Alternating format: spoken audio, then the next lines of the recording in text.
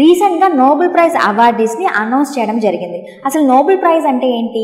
People or organisations వాళ్ళ యొక్క డిస్కవరీస్తో human or man కైండ్కి greatest బెనిఫిట్ని కలిగించినట్లయితే వాళ్ళకి ఈ అవార్డు అనేది ఇవ్వడం జరుగుతుంది. అయితే ఈ అవార్డ్స్ని ఆల్ఫ్రెడ్ నోబెల్ డైనమైట్ని కనుక్కున్నారు కదా, ఈ ఆల్ఫ్రెడ్ నోబెల్కి కోరిక మేరకు ఈ అవార్డు అనేది ఇవ్వడం స్టార్ట్ చేశారు. ఇనిషియల్గా 1901లో ఫర్ ద ఫస్ట్ టైం ఈ అవార్డుని అందజేయడం జరిగింది.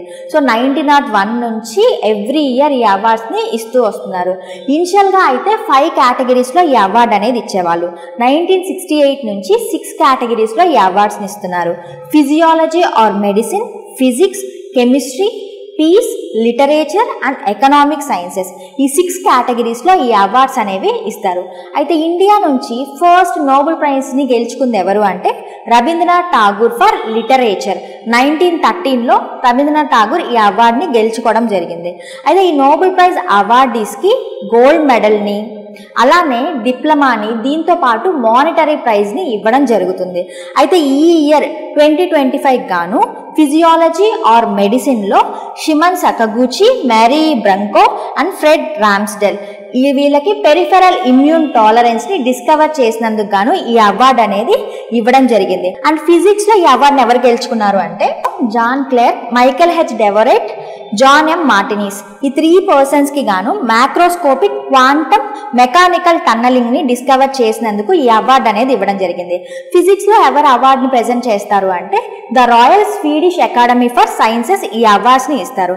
అండ్ కెమిస్ట్రీలో ఎవరు గెలుచుకున్నారు అంటే Susumu Kitagawa, Richard Robson, Omar M Yaghi వీళ్ళకి for the development of metal organic ఫ్రేమ్వర్క్స్ని డెవలప్ చేసినందుకు గాను వీళ్ళకి ఈ అవార్డు అనేది ఇవ్వడం జరిగింది.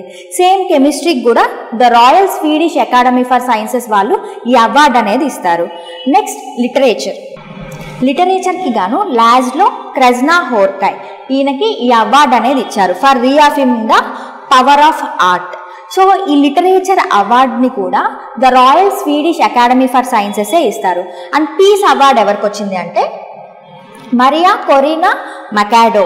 సో మరియా కొరీనా మెకాడోకి నోబెల్ పీస్ అవార్డ్ అనేది రావడం జరిగింది. సో వెనిజులాలో డెమోక్రటిక్ రైట్స్ని ప్రమోట్ చేసినందుకు గాను ఈ అవార్డు అనేది ఈవిడికి ఇచ్చారు. అలానే ఇండియా నుంచి ఫస్ట్ ఉమెన్ ఎవరు నోబెల్ పీస్ అవార్డుని గెలుచుకున్నారో కమెంట్ సెషన్లో చెప్పండి.